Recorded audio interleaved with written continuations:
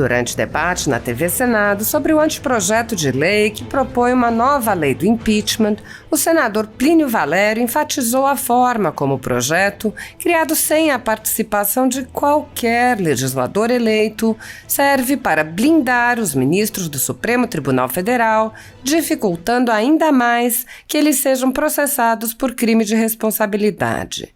O senador apontou que 2 grandes problemas do anteprojeto são a inclusão de sindicatos como agentes legitimados para propor o impeachment, enquanto exclui o cidadão comum, e a blindagem a ministros do Supremo Tribunal Federal. Plínio Valério disse: "Continuo achando que essa nova lei está blindando ministros do Supremo."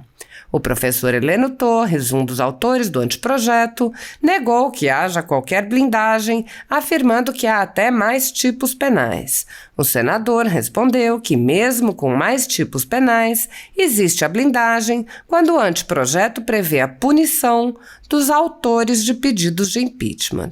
Plínio Valério disse: "A prova da blindagem é quando você intimida o denunciante."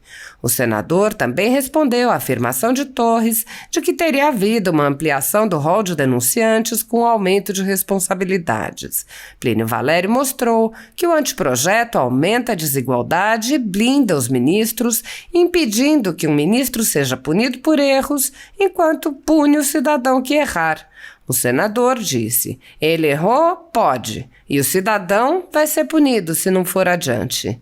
Plínio Valério afirmou: "A minha atenção toda é voltada para essa blindagem dos ministros do Supremo." Segundo a Constituição Federal, o controle dos atos de ministros do Supremo Tribunal Federal é realizado pelo Senado, que pode promover o impeachment dos ministros em caso de crime de responsabilidade. No entanto, os presidentes da Casa vêm barrando a tramitação dos pedidos sem consulta ao colegiado. No primeiro mandato de Rodrigo Pacheco como presidente do Senado, dezenas de pedidos de impeachment de ministros ficaram simplesmente engavetados sem qualquer possibilidade de análise pelos senadores. Sem controle externo, alguns ministros do Supremo agem ao arrepio da Constituição. Em inquéritos secretos, o ministro Alexandre de Moraes, por exemplo, promove uma aberta perseguição a adversários políticos. Em um desses inquéritos, a Folha Política teve sua sede invadida e todos os seus equipamentos apreendidos. O inquérito foi arquivado por falta de indícios de crimes, mas os dados sigilosos foram compartilhados com outros inquéritos abertos de ofício e com a CPI da pandemia, que compartilha dados sigilosos com a velha imprensa. Sem justificativa jurídica, o ministro Luiz Felipe Salomão, ex-corregedor do TSE, confiscou toda a renda da Folha Política e de outros sites e canais conservadores para impedir suas atividades. A decisão teve o aplauso e o respaldo dos ministros Luiz Roberto Barroso, Alexandre de Moraes e Edson Fachin. Toda a renda de mais de 20 meses de trabalho de jornais, sites e canais conservadores vem sendo retida sem qualquer base legal. Se você apoia o trabalho da Folha Política e pode ajudar a impedir o fechamento do jornal, doe qualquer valor através do Pix, utilizando o QR Code que está visível na tela ou o código ajude@folhapolitica.org. Caso não utilize Pix, há a opção de transferência bancária para a conta da empresa Raposo Fernandes, disponível na descrição deste vídeo e no comentário fixado no topo. Há 10 anos, a Folha Política vem mostrando os fatos da política brasileira e dando voz a pessoas que o cartel midiático quer calar. Pix ajude@folhapolitica.org. Assista. E qual foi a grande mudança? E talvez a mais polêmica que o próprio senador Plínio pode debater aqui com a gente, que é a discussão sobre se estamos tirando o direito de qualquer cidadão participar do processo político. Claro que não. O cidadão tem a disponibilidade de fazer uma denúncia a um partido político e esse, se conhecer e entender grave, levar a cabo aquela denúncia ao conhecimento do presidente do Senado da República. Não é? Agora, o que usa a Constituição? usa a Constituição, na democracia direta, de estabelecer um quórum, um número relevante, expressivo de assinaturas para que se chegue a uma proposição de projeto de lei. Transforma, né, professor? Transforma o pedido de impeachment do cidadão num processo de iniciativa popular, de um projeto de iniciativa popular, que está na Constituição hoje com o número de assinaturas que é 1% de eleitores em pelo menos 5 estados, tem alguns pré-requisitos. Senador Plínio, o senhor apresentou emenda a respeito disso. O senhor é contra essa ampliação do rol de instituições que podem apresentar o pedido de impeachment, né, que o texto está incluindo sindicatos, partidos políticos e também a OAB, mas está restringindo a qualquer cidadão apresentar um pedido desde que não cumpra esses requisitos, né? Quem não cumpre esses requisitos não pode mais apresentar diretamente. Queria que o senhor falasse um pouco sobre isso. A minha preocupação nesse tema aí é de que eu achei muito amplo. Quando você abre para a entidade de classe ou organização sindical, é muito perigoso que você falando de quantos sindicatos você tem nesse país, quantos sindicatos de aluguel, quantos sindicatos patronais tem. Eu acho muito perigoso quando você abre o leque demais. Eu acho que você tem sim que abrir. A Associação Brasileira de Imprensa, por exemplo, eu não vejo contemplada aqui. Quando você fala, né, abre esse leque aqui, eu não vejo. Então, minha preocupação é essa, abriram demais. Mas, se você me permite, eu queria falar da minha preocupação, que foi exatamente porque eu continuo achando que essa nova lei está blindando os ministros do Supremo. O ministro Supremo deixa de ser passivo de impeachment se for decidioso, como eu já falei. E, ao contrário, com os outros cargos, processos, os ministros eles não são submetidos a qualquer tipo de prazo no andamento do seu processo. Afasta a possibilidade de condená-los pelo crime de hermenêutica, isto é, em razão de alguma decisão errada. Então, essas coisas, eu tenho a impressão que sim, que tem um viés aí, para blindar os ministros supremos. E é exatamente o que eu quero trabalhar isso nas emendas. Eu acho que os ministros supremos têm que ter uma conduta ilibada e tem que sim, é muito delicado. Eu vejo que abriu mais o leque, quando bota os sindicatos é um perigo, e quando dar um tratamento diferenciado aos ministros supremos. Hoje, a partir dessa lei aqui, vai ser impossível caçar, processar o ministro supremo. Vai ser impossível. Não tem como enquadrá-los aqui. Essa é a minha preocupação, daí as emendas que eu apresentei. Antes da gente vir com mais uma pergunta de internauta, eu queria só que o professor Heleno respondesse a essa questão do senador Plínio Valério, mas eu queria acrescentar também que o texto diz que o ministro do Supremo que exercer atividade ou manifestar opinião político-partidária e manifestar opinião sobre processos que ele está julgando é passível de impeachment, né? E isso é uma novidade em relação à legislação atual. Então, professor Heleno, os ministros do STF estão sendo beneficiados nessa lei? O senhor está sem áudio, professor. Acredito que o microfone está mudo. Não, eu queria destacar de forma muito objetiva que os ministros do Supremo Tribunal Federal respondiam e continuam a responder por esses crimes, né, de responsabilidade. Agora, eu diria que ele foi ampliado e melhorado, porque antes falava-se de suspeição do magistrado, mas suspeição é uma regra muito genérica. Agora, passamos a ter a previsão expressa de impedimento. Por quê? Porque o impedimento ele é objetivo, não é? Nós temos que ter essa caracterização.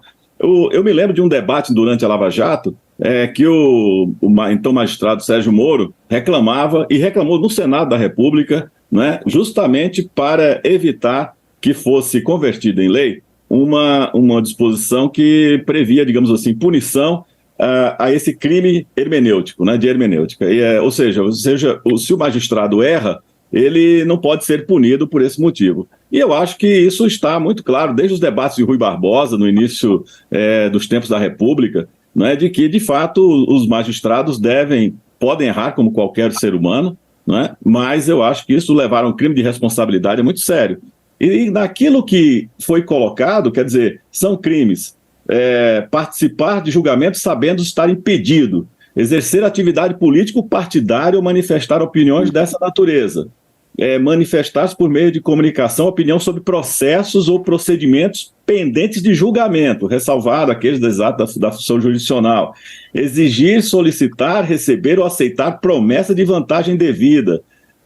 Então, tem vários, eu não quero cansá-los com essa leitura, mas eu digo, não estão blindados, pelo contrário, os tipos estão explicitados. Isso eu acho que é a grande vantagem do novo texto. Eu acho que quando amplia, mas quando você tira a possibilidade dele ser cassado por ser preguiçoso, por pedir vista de 8, 10 anos, 5 anos, por errar, né? Eu acho que você acaba blindando. E onde está a prova dessa blindagem é quando você intimida o denunciante a apresentar o impeachment. Hoje, no novo arcabouço aí, no artigo 6º, do parágrafo 6º do artigo 29, identificado o abuso do oferecimento da denúncia, será encaminhada cópia de seu inteiro teor comparada a razões de arquivamento. Está intimidando, porque você tem, quando apresenta o pedido de impeachment, você tem, no caso do Senado, tem o jurídico para analisar. Não procede, então não vai adiante. Tá bom, procede, vai de agora. Querer dizer, se você apresentar a denúncia, dizer, qualquer denúncia é passível de punição, isso é intimidação, não precisa. Não tem nenhum maluco que vai apresentar um pedido de impeachment translocado. Então, eu acho que isso intimida, isso precisa sair daí, porque vai intimidar as categorias, as pessoas a apresentar pedido de impeachment, porque se não deu certo, se não foi adiante, ela vai para o Ministério Público ser denunciada. Ora, a gente já vai falar sobre esse instituto, senador. A gente já vai falar sobre esse instituto do abuso da denúncia, que é bem importante mesmo. Vamos trazer só mais uma pergunta de telespectador que está acompanhando a gente. Isso. Bom, queria voltar um pouquinho, porque o professor Heleno falou, né, uma das grandes novidades é dessa ampliação do rol, né, de quem pode sofrer aí um processo de impeachment. E a dúvida de alguns internautas aqui, que é do Marcos Paulo Silva, que é lá de Pernambuco, tem a dúvida também da Bruna de Almeida, do Paraná, é se não há um risco de se banalizar o uso, né, do impeachment. Eu queria que o professor Heleno pudesse comentar isso aí. Sara, essa pergunta do nosso cidadão que apresenta muito bem o seu questionamento é importantíssimo e vai ao encontro do que dizia há pouco o senador Plínio, né? Ou seja, nós não podemos banalizar o processo e mesmo que o rol de potenciais pessoas que estão, digamos, na condição de sujeito passivo, né, dessa legislação, que podem sofrer um impeachment, tenha sido ampliado, as responsabilidades de quem propõe o impeachment também precisam ser acompanhadas de ajustes, né? Então, antes não havia muito essa preocupação. Talvez como naquela linha que disse há pouco o senador, que na época, em 1950, quem propunha o impeachment tinha muita consciência do ato que estava exercendo, etc. E hoje em dia, qualquer um, eu me lembro que, salvo engano, o presidente Bolsonaro terminou o seu mandato com mais de 200 pedidos de impeachment. Ora, isso numa república não faz sentido. Se 200 pedidos de impeachment, nenhum é processado, quer dizer, nenhum vai adiante. Então fica uma sensação de que isso sim está banalizando o procedimento. Na verdade, o que se quer aqui é que o processo de impeachment tenha responsabilidade e, logicamente, aquele que apresenta a denúncia apresente provas, porque no direito, e isso em todos os países é assim, né? A prova cabe a quem alega na denúncia o ato ilícito cometido pela autoridade. Então, nesse sentido, eu acho que a responsabilidade é ampliada, como também foram ampliados os poderes da comissão processante. Isso é importante também que seja destacado, né? A celeridade existe, mas os trabalhos da mesa e o trabalho do colegiado, do plenário, são antecipados pelo trabalho da comissão também. E essa comissão processante, ela ganhou poderes de apreciação dessa prova de forma inequívoca, né? Então isso para mim também é relevante para destacar o seguinte, o rol foi ampliado, mas as responsabilidades daquele que apresenta a denúncia também foram. Senador Plínio, esse é exatamente o ponto de crítica do senhor, que é a questão do abuso de denúncia, né? Se a denúncia não tiver um fundamento muito claro, a pessoa pode ser responsabilizada por apresentar essa denúncia, né? O senhor apresentou uma emenda para retirar esse trecho, não é isso? Isso, porque veja só, A lei livra o ministro de ser decidioso, de não ser passível punição por crime de hermenêutica. Ele pode errar à vontade, não tem problema. Ele errou, não vai ser passivo. E o cidadão que acha que, a entidade que acha que é verdadeiro aqui, ele faz a denúncia, vai ser punido se não for adiante. Não foi adiante nenhuma desses 200 que o professor fala, não foi adiante nenhuma. Isso aqui não vai. A Comissão Jurídica do Senado, da Câmara, abandona.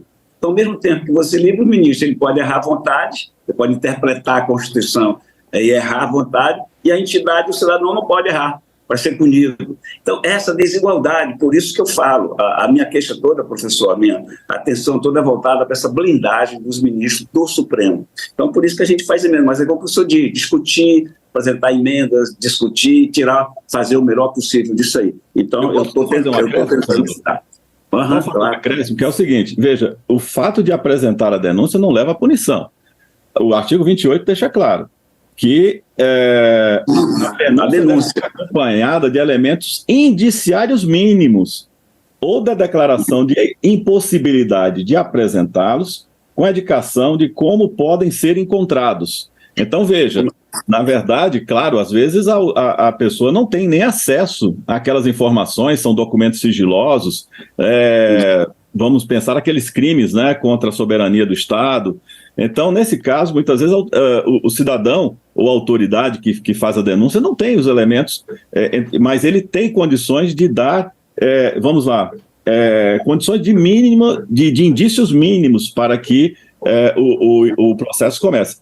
Ora, se esses indícios mínimos existem e justificam o início do processo, porque uma coisa é abrir o processo, outra é haver o julgamento e o afastamento do presidente da República. Não é? Professor, só ameaça.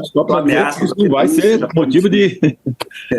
Só ameaça da denúncia já intimida. A minha verdade pode não ser a sua, eu posso achar que tem indícios aqui, apresento, aí o júri vai dizer, não, isso aqui não tem nada a ver, cai fora. Aí lá eu vou ser denunciado ao Ministério Público. Quer dizer, isso vai intimidar muito. Eu acho que isso é desnecessário nisso, por isso que a gente está tentando suprimir. É um assunto muito bom, que gera muita discussão, Sim. Isso é legal. E é uma das nossas queixas do Senado, é que nós não participamos da elaboração do projeto, das discussões, e nós gostaríamos de ter estado lá, mas temos o finalmente tem que ser com a gente. Sim, agora o texto ainda vai tramitar no Senado e na Câmara, né, antes de virar lei. E vamos trazer um outro ponto aqui, que o nosso programa já está caminhando para o final, e é um ponto bem importante, que é a questão dos prazos, né? Foram estabelecidos vários prazos, mas o principal seria o prazo de 30 dias úteis para o presidente da Câmara analisar se abre ou não a denúncia de impeachment contra o presidente da República. Por que foi estabelecido esse prazo especificamente para o presidente da Câmara, né? Se essa denúncia não for aberta, ela vai ser arquivada. Por que essa preocupação com o prazo para o presidente da Câmara, professor Heleno?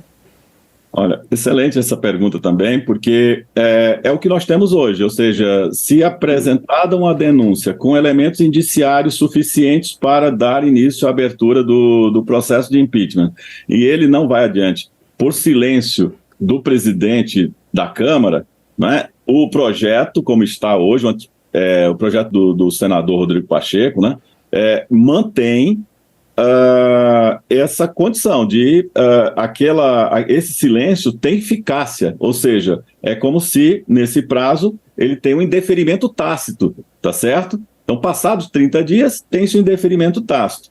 Contudo, caberia, antes não caberia recurso a ninguém.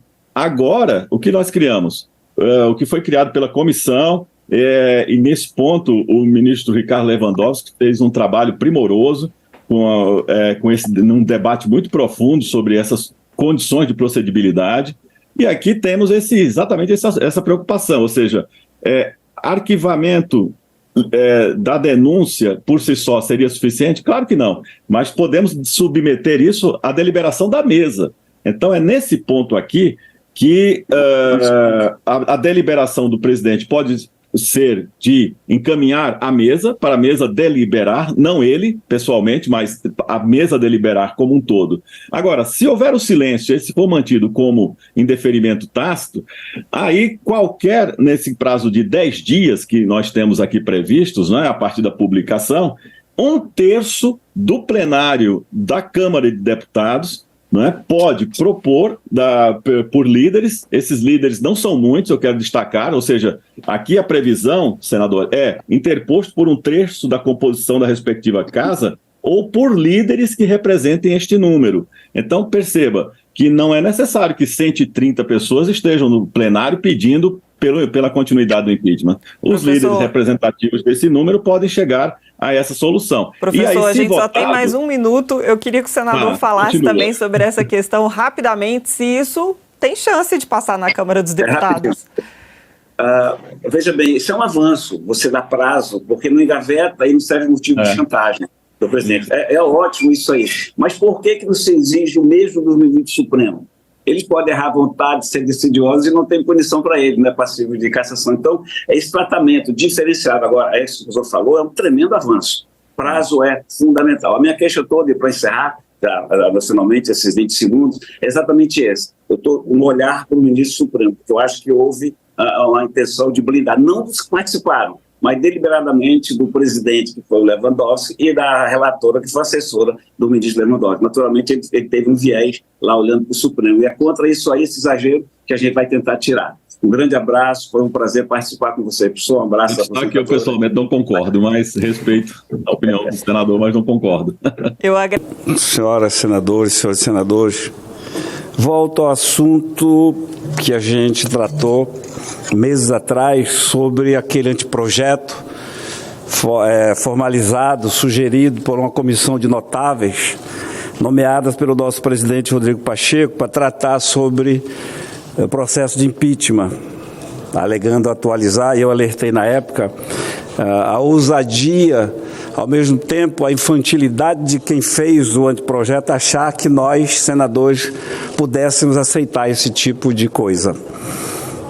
Caberá a nós, senadores, avaliar o recém-formalizado projeto que, sob o número 1388/2023, procura reformular todo o projeto de impeachment que se tem adotado no Brasil.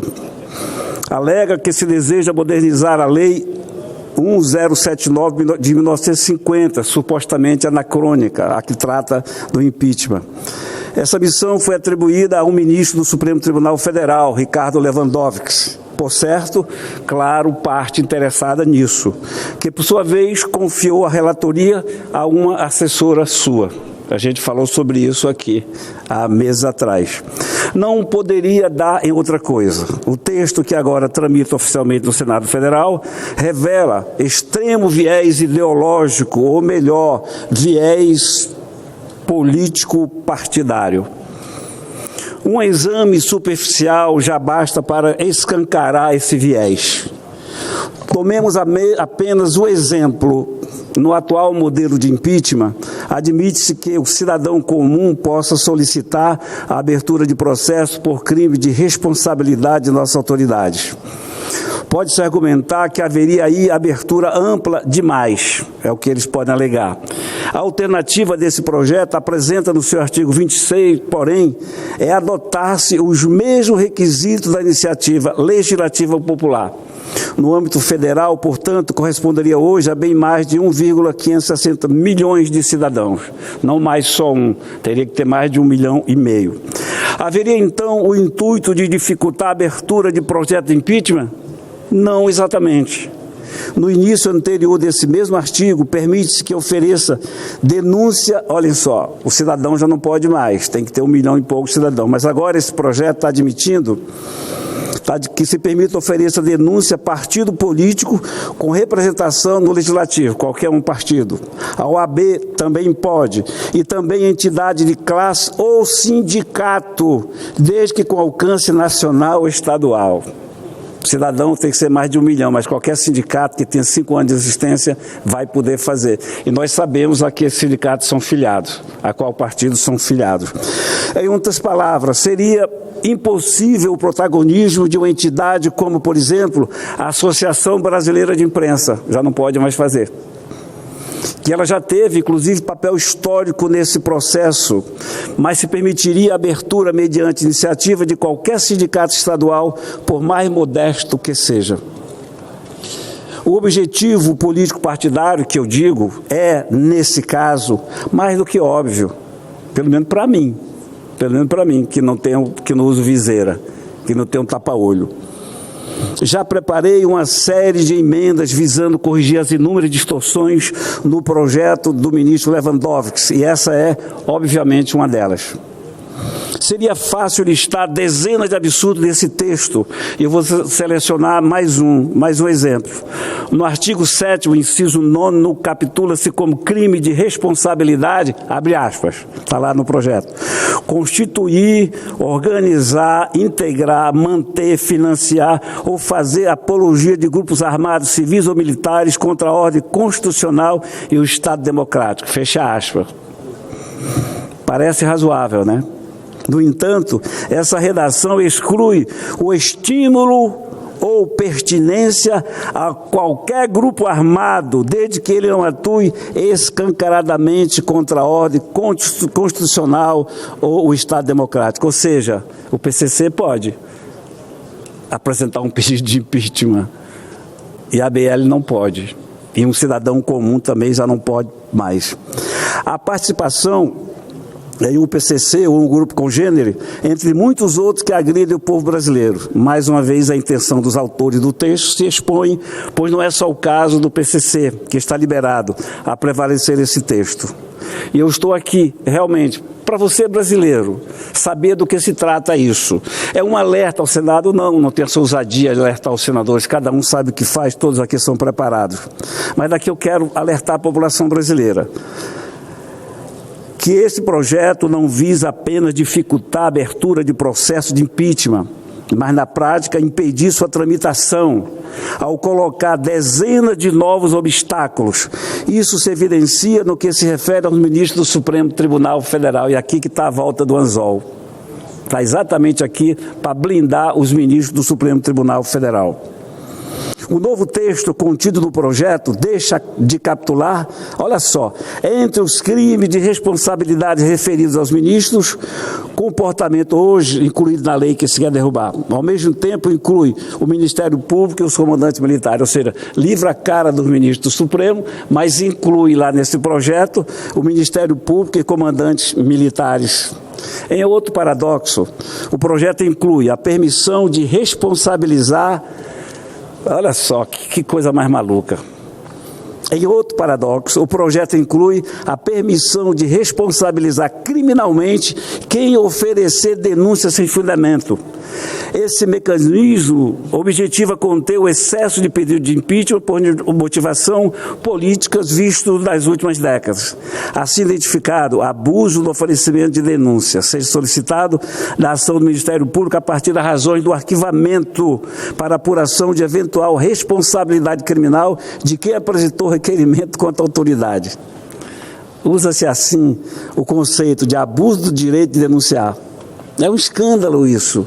Isso não pode, não tem como prosperar, presidente veneziano. Trata-se de conceito que no Brasil tem justificado toda sorte de arbitrariedade. Não é o povo que precisa temer as autoridades, mas aqui é o contrário. É a autoridade que precisa saber que se encontra sob escrutínio popular e não o contrário. Como se vê, os obstáculos tecnicamente colocados aos processos de impeachment são, digamos, seletivos. São exatamente seletivos. É feito para proteger alguns e perseguir ou impedir que outros façam a denúncia. E a denúncia de impeachment passa a ser, é um ato de proteção da democracia e aí passa a não ser mais. Não deve ser limitado, mas aberto o pedido. Cabe ao parlamento, logicamente, o filtro sensível de cada situação. A limitação proposta na redação do projeto de lei enfraquece o cidadão. O cidadão fica completamente vulnerável, já não pode mais ficar apresentando pedido de impeachment. E, acima disso, retira do parlamento a análise dos casos sensíveis que não viriam como decorrência de tamanha restrição da legitimidade para oferecimento de denúncias.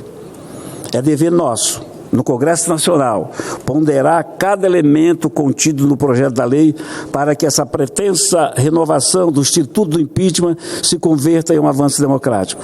Não podemos permitir que se transforme em um novo instrumento de viés político-partidário, assim como também não podemos imaginar que se converta em mero ato de vingança contra órgãos de controle ou contra a jurisdição. quem apresentar, se a gente aprovar esse projeto e não provar e não comprovar, vai passar a ser acusado, vai ser denunciado. Ora bola, se apresenta e no processo do impeachment você tem a oportunidade de provar o que você está dizendo. São indícios, alguns vai se buscar nas provas. Como se vê aqui, essa comissão de notáveis está nos tratando, senhor presidente veneziano, como pessoas ou inocentes, ou complicadas, ou compradas, ou cooptadas. Não podemos, em hipótese alguma. E se por acaso esse projeto for aprovado como está, eu estou apresentando 7 emendas, eu quero que conste no Senado que este senador, Plínio Valério, jamais votaria a favor de um projeto dessa natureza, porque eu não levei 36 anos de minha vida política para chegar aqui para ser manietado, manipulado, conduzido por uma equipe de notáveis que, de tão notáveis, acabou me fazendo notar que fizeram tudo errado. Obrigado, presidente. Obrigado, senador Plínio. Convido como último orador da sessão desta tarde e noite, Sua Excelência, senador Alan Rick. Senador Alan. Senhor presidente.